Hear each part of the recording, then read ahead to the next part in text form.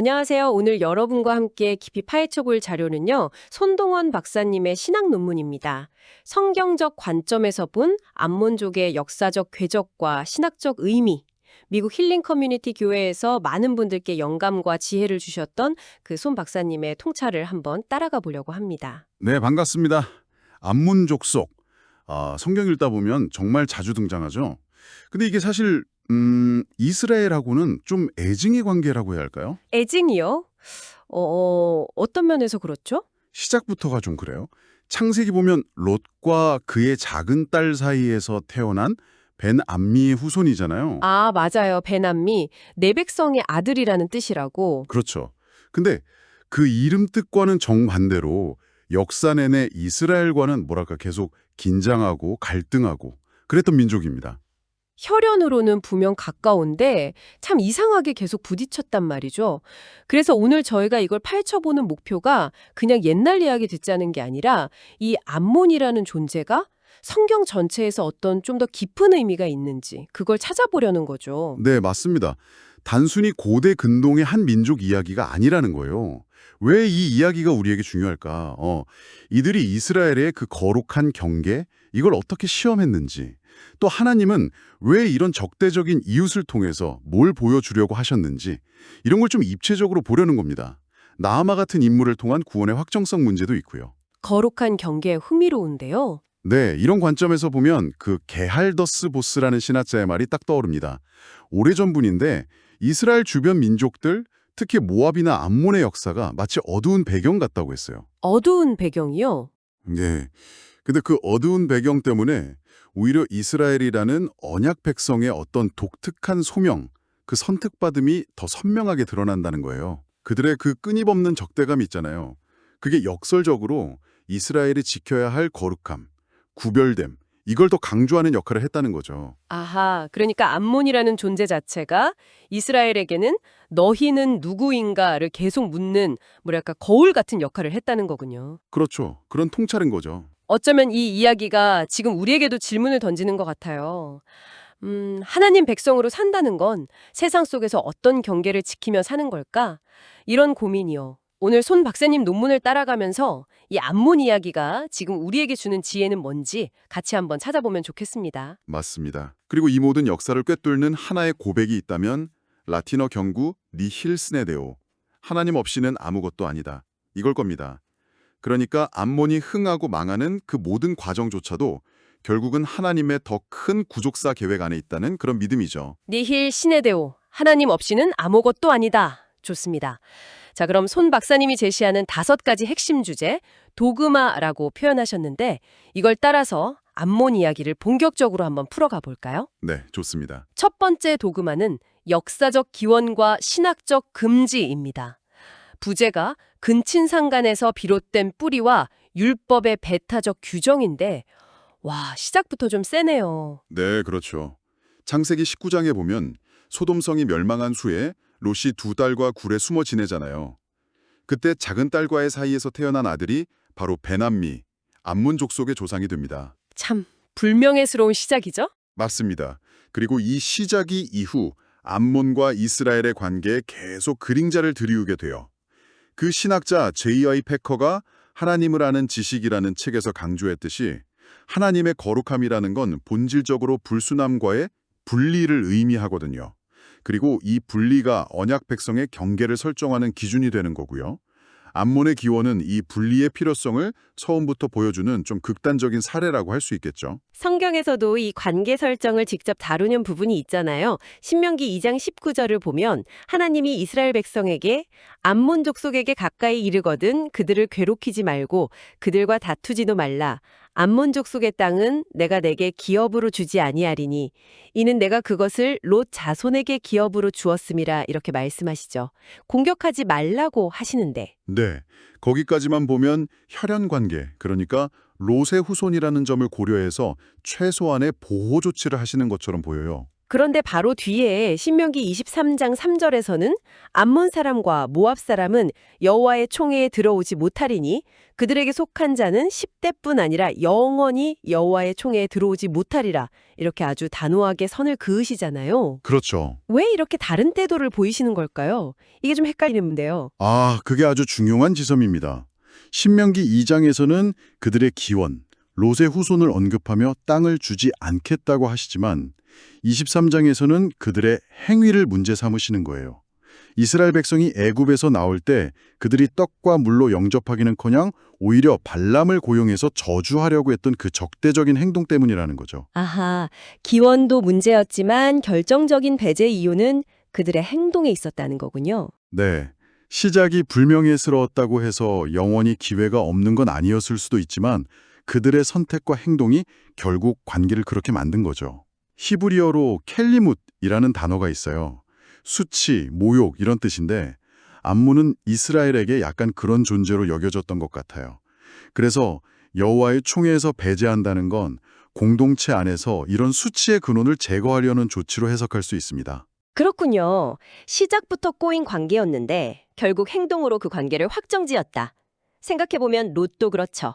소돔에서 구원은 받았는데 결국 그 이후의 도덕적인 실패가 이스라엘에게는 수백 년간의 적대 세력을 남긴 셈이니까요. 맞습니다. 그리고 그 기원의 어두움, 또 그 적대적인 선택은 이후 역사에서 계속 반복돼요. 예를 들면 사사시대에 이스라엘이 막 우상 숭배하고 그럴 때 암몬이 쳐들어와서 이스라엘을 괴롭히잖아요. 그때는 또 하나님의 징계 도구로 사용되기도 하고요. 참 복잡하네요. 네. 결국 이 첫 번째 도그마, 암몬의 기원 이야기는 처음부터 관계의 경계, 그리고 거룩함의 유지라는 아주 중요한 신학적 질문을 우리에게 던져주고 있습니다. 자, 그럼 두 번째 도구마로 넘어가 볼까요? 군사적 침략과 왕권의 등장. 이번에는 암몬의 위협이 이스라엘 내부에 어떤 변화를 가져왔는지에 대한 이야기 같네요. 그렇습니다. 종종 외부의 큰 위협이 내부의 결속을 다지게 만들거나 새로운 리더십을 필요하게 만들잖아요. 구약학자 월터 브루그만 같은 분도 그런 점을 지적했어요. 암몬의 공격 같은 외부 위협이 이스라엘 공동체로 하여금 우리가 누구인가, 언약 백성으로서 어떻게 살아야 하는가, 이런 정체성과 질서의 문제를 다시 생각하게 만들었다는 거죠. 대표적인 사건이 바로 그거군요. 사무엘상 11장에 나오는 암몬 왕 나하스. 길르앗 야베스를 포위하고 항복 조건으로 뭘 요구했죠? 모든 사람의 오른쪽 눈을 빼겠다.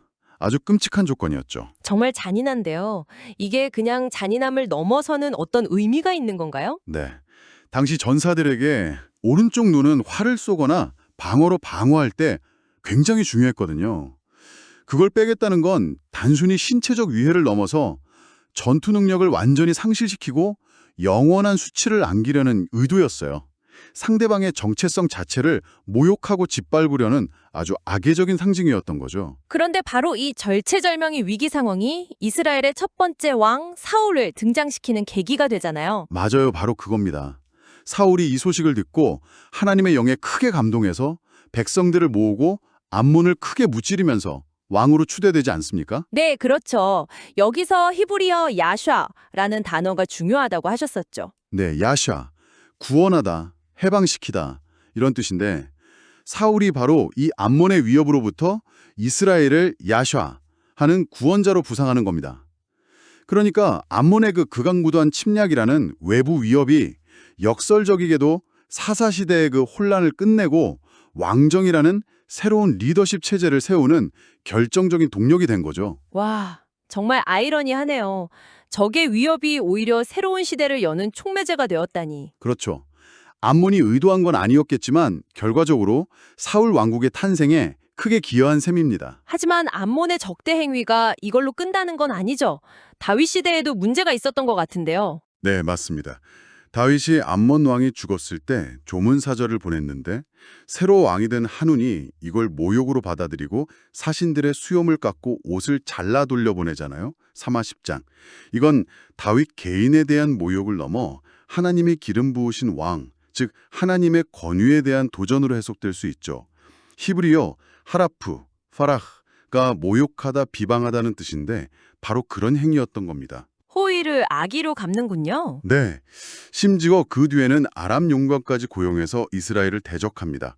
손 박사님은 이런 암몬의 행동을 신뢰를 배반하고 외부의 악한 세력과 동맹해서 하나님의 백성을 공격하는 영적 배신의 아주 대표적인 예로 분석하고 있습니다. 그렇군요. 이 두 번째 도그마는 외부 위협이 어떻게 내부 변화를 촉발하는지, 그리고 그 과정에서 나타나는 배신과 모욕이 어떤 결과를 가져오는지를 잘 보여주네요. 네, 다음 주제로 넘어가 볼까요? 네, 세 번째 도그마는 언약 공동체 내의 암몬 영향력입니다. 아, 이번에는 외부의 적이 아니라 내부로 스며든 영향력에 대한 이야기군요. 부제가 다윗 시대의 복잡한 관계와 솔로몬의 타락인데요. 네, C.S. 루이스가 그런 말을 했죠. 때로는 외부에서 오는 큰 사건보다 내부에서 아주 서서히 진행되는 타협이 더 위험할 수 있다고요. 암몬의 영향력이 딱 그런 면이 있었어요.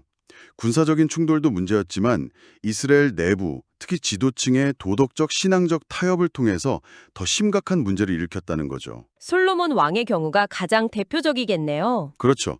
솔로몬이 많은 이방 여인들을 아내로 맞이했는데 그중에는 암몬 여인 나아마도 있었죠. 네, 근데 그게 단순히 국제결혼 차원이 아니라 맞습니다.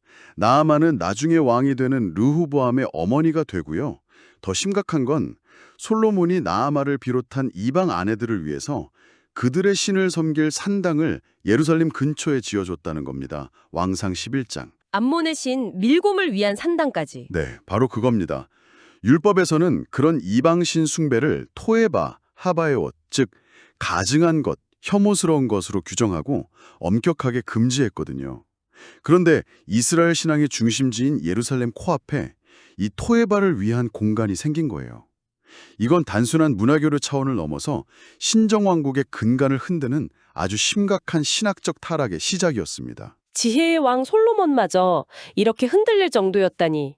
그 내부로 스며든 이방 문화와 종교의 영향력이 얼마나 강력했는지 짐작이 갑니다. 그래서 라틴어 경구 중에 커럽쇼모 옵티미 페스마라는 말이 있어요. 가장 좋은 것의 타락이 가장 최악이다. 솔로몬 같은 지혜의 왕이 이렇게 타락했다는 게 그만큼 심각한 영적 결과를 초래했다는 경고이기도 하죠. 그런데 아까 말씀하신 것처럼 암몬 여인 나아마가 다음 왕 르호보암의 어머니잖아요. 이건 좀 복잡한 문제 같은데요. 어떻게 해석해야 할까요? 네, 그게 바로 암몬과의 관계가 단순한 적대 관계로만 볼 수 없는 복잡성을 보여주는 지점입니다. 나아마를 통해서 암몬의 혈통이 다윗 왕조의 계보안으로 들어오게 된 거잖아요. 이건 뭐랄까, 한편으로는 이방인에게도 구원의 문이 열릴 수 있다는 어떤 가능성을 아주 희미하게나마 보여주는 것 같기도 하고요. 동시에 다른 한편으로는 언약 공동체 내부에서 정체성이 혼란스러워지고 타락할 수 있는 위험성이 얼마나 큰지를 아주 생생하게 경고하는 양면성을 가지고 있습니다. 히브리어 셰비, 25시계가 포로됨, 사로잡힘을 뜻하는데 솔로몬의 영적 타락은 마치 우상에게 셰비, 즉 사로잡힌 상태라고 볼 수도 있겠죠? 양면성이 있군요. 물론 역사적으로 보면 여호사밧 시대에는 암몬이 모압, 마온 사람들과 연합해서 쳐들어왔을 때 대하 20장, 이스라엘이 무기가 아니라 찬양으로 승리하는 놀라운 경험을 하기도 했죠. 맞아요. 그때는 암몬의 위협이 오히려 이스라엘 백성들이 하나님만 의지하게 만드는 어떤 신앙적 각성의 계기가 되기도 했습니다. 정말 다각도로 영향을 미쳤네요, 암몬이. 순 박사님은 이 시기의 암몬에 대해서 또 어떤 점을 지적하시나요? 결국 예레미야 25전 21절 같은 곳을 보면 암몬 역시 다른 이방 나라들과 똑같이 하나님의 심판 대상으로 명시된다는 점을 강조합니다.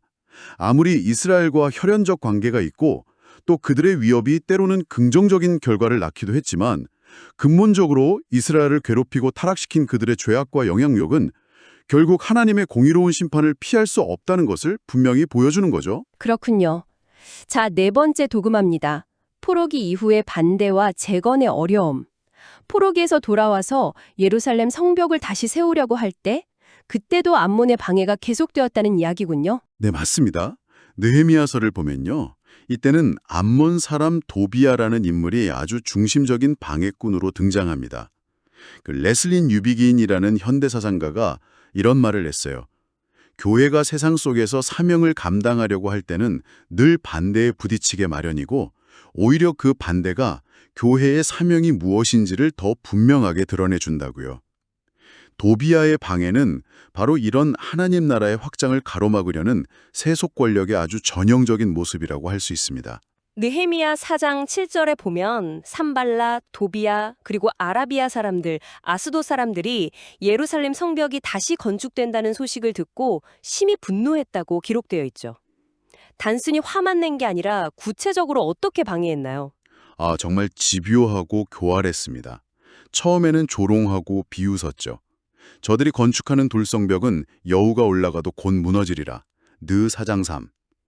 히브리어로 바자, 하자압가 경멸하다, 멸시하다는 뜻인데 딱 그런 태도였어요. 그러다가 물리적인 공격 위협도 하고요. 심지어 예루살렘 내부의 귀족들과 몰래 결탁해서 정보를 빼내고 느헤미야를 함정에 빠뜨리려는 거짓 소문까지 퍼뜨렸습니다. 와, 정말 체계적으로 방해했네요. 그렇죠. 그리고 가장 충격적인 건 나중에 느헤미야가 잠시 자리를 비운 사이에 대제사장 엘리야십과 짜고 성전 안에 있는 큰 방 하나를 차지해서 자기 물건을 두는 창고, 사실상 자기 숙소처럼 사용했다는 겁니다. 느 13장. 성전 안에요? 세상에. 네. 이건 단순히 방 하나를 차지한 문제가 아니라 세속적인 권력과 영향력이 하나님의 거룩한 영역, 성소의 중심부까지 침범할 수 있다는 아주 심각한 경고 메시지입니다. 우리가 영적으로 깨어있지 않으면 얼마나 쉽게 타협하고 오염될 수 있는지를 보여주는 거죠. 여기서 히브리어 차라, 하라츠라는 단어가 중요하다고 하셨는데 어떤 의미인가요? 차라는 괴로움, 고통, 재난 이런 뜻이에요. 포로 생활에서 겨우 돌아와서 희망을 가지고 성벽 재건을 시작했는데 도비아 같은 방해 세력 때문에 겪게 되는 그 극심한 고통과 좌절, 어려움을 이 단어가 잘 보여줍니다. 하나님 나라를 세워가는 일에는 반드시 이런 차라, 즉 고통과 반대가 따른다는 것을 강조하는 거죠. 하지만 그런 방해 속에서도 느헤미야와 백성들은 포기하지 않았잖아요. 한 손에는 연장을 들고 다른 한 손에는 무기를 들고 일했다고. 맞습니다. 역설적으로 도비아의 그 끈질긴 방해는 느헤미야와 백성들이 더욱 하나님을 의지하게 만들고 더욱 경각심을 갖고 싸우면서 일하게 만드는 뭐랄까 신앙적으로 더 단단해지는 계기가 되기도 했습니다. 히브리어 슈브, 베부 슈브, 돌아가다, 회개하다는 의미처럼 이들의 방해가 오히려 백성들에게 하나님께로 더 온전히 슈브하도록 촉구하는 역설적인 기능을 한 셈이죠. 고통 속에서 오히려 신앙이 깊어지는 역설, 참 의미심장하네요. 그리고 도비아라는 이름의 뜻이 하나님은 선하시다라면서요. 행동은 정반대인데 말이죠. 그렇죠. 그것도 참 아이러니하죠. 이름과 삶이 완전히 다른 위선적인 신앙과 내부의 적이 얼마나 위험한지를 보여주는 또 다른 사례입니다. 손 박사님은 여기서 에스겔 25장 3절 말씀을 인용하시는데요. 암몬이 이스라엘이 고난당하는 것, 즉 성소가 더럽혀지고 땅이 황폐해지고 유다 백성이 사로잡혀가는 것을 보고 아하, 좋다 하고 기뻐했다는 거예요. 이렇게 타인의 고통을 기뻐하는 그 마음 자체가 하나님 앞에서는 용납될 수 없는 큰 죄악이고 결국 스스로 심판을 자초하는 행위였다고 지적합니다. 그렇군요. 자, 이제 드디어 마지막 5번째 도그마입니다. 선지서의 심판 예언과 구속사적 종말, 암몬에 대한 최종적인 심판과 그 의미를 다루는 부분이겠네요. 네, 맞습니다. 구약의 여러 선지서들, 예레미야, 에스겔, 아모스, 스바냐 같은 책들에 보면 암몬의 죄악을 구체적으로 지적하면서 그들에 대한 하나님의 최종 심판을 선포하는 내용이 많이 나옵니다.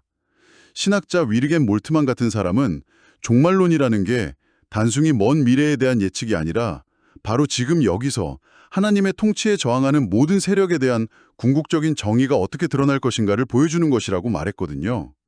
암몬에 대한 심판 예언도 바로 그런 맥락에서 이해할 수 있습니다. 예레미야 49장 1절에서는 하나님께서 직접 나서서 이스라엘이 아들이 없느냐, 상속자가 없느냐? 어찌하여 말감이 갓을 점령하며 그의 백성이 그 성읍들에 사느냐? 이렇게 물으시면서 암몬의 불법적인 영토 점령을 질책하시죠. 여기서 말감 또는 밀곰이라는 신의 이름이 중요한 상징이라고요? 네, 밀곰, 맘콜림 또는 말감이라고도 불리는데 이게 원래 뜻은 그들의 왕이에요. 그러니까 단순히 암몬 민족이 섬기던 신의 이름을 넘어서 어쩌면 하나님 대신 인간들이 의지하는 그 어떤 세속적인 권력이나 부 혹은 인간적인 욕망 자체를 상징한다고 볼 수 있습니다. 선지자들의 심판 선언은 결국 이 밀곰으로 상징되는 헛된 것들을 따르고 만왕의 왕이신 진짜 하나님을 거부한 주에 대한 단죄라고 해석할 수 있는 거죠. 아, 그렇군요. 그리고 또 한 가지 흥미로운 점은 선지자들이 암몬에게도 이스라엘과 똑같이 골라, 할록을 예언한다는 거예요. 골라는 포로됨, 유배를 뜻하는데 이스라엘 백성만 포로로 잡혀가는 게 아니라 암몬 너희도 똑같이 심판받아 포로가 될 것이다 이렇게 선언하는 거죠. 이건 하나님의 공의가 이스라엘에게만 적용되는 편협한 것이 아니라 모든 민족에게 공평하게 적용되는 보편적인 원리라는 것을 보여줍니다. 아모스서 같은 곳에서는 더 구체적으로 암몬의 잔인함을 지적하기도 하죠. 길르앗의 아이벤 여인들의 배를 갈랐던 그 끔찍한 행위까지 언급하면서 전쟁과 불로 멸망할 것이라고 예언하잖아요. 암 1.13-15. 네, 맞습니다. 이렇게 구체적인 죄악들을 지적하고 심판을 선언하는 것이 구속사 전체에서 어떤 의미를 갖는 걸까요? 암몬의 그 교만함, 잔인함, 또 이스라엘의 고통을 보며 기뻐했던 태도 같은 그들의 죄악에 대한 심판 예언, 그리고 그 예언이 역사 속에서 실제로 성취되는 것을 통해서 결국 두 가지를 확증하는 것 같아요. 첫째는 역사의 주관자가 바로 하나님이시라는 것.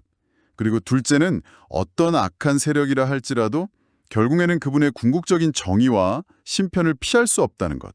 이것이 바로 악의 최종적인 패배와 하나님 나라의 완전한 승리라는 구속사의 큰 그림을 완성하는 데 중요한 역할을 하는 거죠. 끝내다 멸절시키다는 뜻을 가진 히브리어 칼라, 할락라는 단어가 이 심판의 단호함과 최종성을 잘 보여줍니다. 자, 이렇게 손동원 박사님의 논문을 따라서 암몬 족속의 이야기를 5가지 주제로 깊이 있게 살펴보았습니다. 한번 정리를 좀 해볼까요? 구약 전체를 놓고 보면 암몬은 이스라엘의 정체성을 끊임없이 위협하고 괴롭혔던 뭐랄까 어두운 그림자 같은 존재였지만 역설적이게도 그 존재 때문에 이스라엘은 자신들이 지켜야 할 거룩한 구별됨이 무엇인지를 더 분명하게 깨달을 수 있었다는 거군요. 네, 그렇죠. 그런데 신약 시대로 넘어오면 아주 흥미로운 관점의 전환이 보입니다. 구약에서는 그렇게 배타적인 대상이었던 암몬과 같은 이방인들, 헬라어로는 에스노스라고 하는데 이 에스노스에게도 복음의 문이 활짝 열리게 되잖아요. 아, 그렇죠. 예수님 이후로는 유대인이나 이방인이나 차별 없이. 맞습니다. 예수 그리스도의 십자가와 부활을 통한 구속사역은 그동안 존재했던 민족적, 역사적, 지리적 경계들을 완전히 넘어서는 보편적인 구원의 길을 열었다는 점에서 정말 큰 의미가 있는 거죠. 조직 신학적으로 본다면 암몬에 대한 심판 예언과 그 성취는 결국 하나님의 공의로우심, 히브리어로 체데크라고 하셨죠.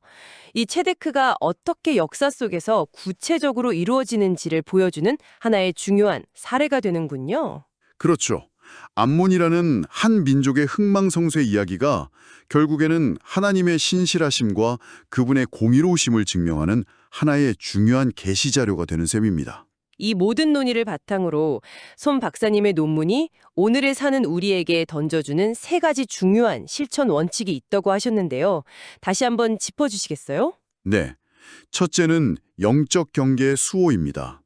암몬이 끊임없이 이스라엘의 경계를 넘봤던 것처럼 오늘날 우리 주변에도 세상의 유혹과 죄악이 우리 영혼의 거룩한 경계를 끊임없이 넘보려고 하잖아요. 이 경계를 잘 지켜야 한다는 거죠. 둘째는 내부의 적 경계입니다. 아까 도비아 이야기했었죠. 외부의 공격보다 더 무서운 게 내부의 타협과 세속화일 수 있다는 거예요. 우리 안에 신앙의 순수성을 지키기 위해 늘 깨어 있어야 한다는 경고입니다. 그리고 셋째는 구원의 확산성 인정입니다. 암몬 여인 나아마의 사례가 복잡하긴 하지만 그럼에도 불구하고 하나님의 은혜는 우리가 생각하는 혈통이나 민족, 그 어떤 경계도 넘어설 수 있다는 가능성을 보여주거든요. 복음이 모든 사람에게 열려 있음을 기억하고 좀 더 포용적인 자세를 가져야 한다는 겁니다. 영적 경계 수호, 내부의 적 경계, 구원의 확장성 인정, 이 3가지군요. 이런 맥락에서 팀 켈러 목사님의 말씀이 참 인상 깊게 다가오네요. 성경은 교회와 세상의 경계선이 어떤 두 집단 사이에 명확하게 그어져 있는 것이 아니라 사실은 모든 신자 각자의 마음속에 있음을 보여준다. 우리는 우리 안에 있는 암몬과 싸워야 한다. 네, 정말 정확한 지적이죠. 암몬과의 그 길고 긴 역사적 싸움이 결국 오늘 우리 각자의 내면에서 벌어지는 영적 싸움과 그대로 연결된다는 통찰이네요. 네, 켈러 목사님은 그 역사적 갈등을 우리 안의 그 죄성, 또 하나님 아닌 다른 것을 더 의지하려는 우상숭배적인 욕망, 세상과 타협하려는 유혹 같은 것들, 이런 내 안의 암몬과의 싸움이라는 아주 개인적이고 실존적인 차원으로 해석하신 거죠. 결국 이 암문 이야기는 단순히 오래된 과거의 기록이 아니라 오늘 우리의 신앙 여정을 계속 비추어주는 거울이 될 수 있다는 겁니다. 손 박사님도 마지막에는 시편 1편 6절 말씀, 무릇 의인들의 길은 여호와께서 인정하시나 악인들의 길은 망하리로다.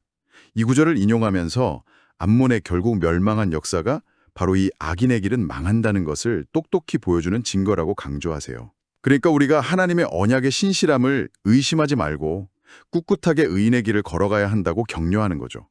하나님의 에메트, 테메, 그 진실하심과 신실하심은 반드시 역사 속에서 증명된다는 믿음을 가지라는 겁니다. 라틴어 인 세쿨라 세쿨로룸, 영원 무궁히, 하나님의 통치는 계속될 것이라는 확신이죠. 오늘 손동원 박사님의 논문을 통해서 암몬족 속의 이야기를 이렇게 깊이 들여다보니까요. 그들의 역사가 단순히 이스라엘의 적대 세력에 대한 이야기가 아니라 오히려 하나님의 거룩하심과 공의 그리고 모든 경계를 넘어서는 그분의 놀라운 구원의 계획을 이해하는데 아주 중요한 열쇠가 된다는 것을 새롭게 깨닫게 됩니다. 네, 오늘 저희가 나눈 이 이야기들이 듣고 계신 여러분 각자의 삶과 또 신앙을 돌아보는데 조금이나마 작은 도움이 되었기를 진심으로 바랍니다. 팀 켈러 옥사님의 말처럼 어쩌면 우리 각자의 마음속에도 끊임없이 경계를 넘보고 타협을 속삭이는 내 안에 암몬이 도사리고 있는지도 모르겠습니다. 여러분의 삶 속에서 반드시 지켜내야 할 그 소중한 거룩한 경계는 무엇인지 그리고 그 경계를 어떻게 지켜나가고 계신지 오늘 한번 조용히 생각해보는 시간을 가져보시는 것은 어떨까요? 오늘 깊은 탐구 함께해 주셔서 정말 감사합니다.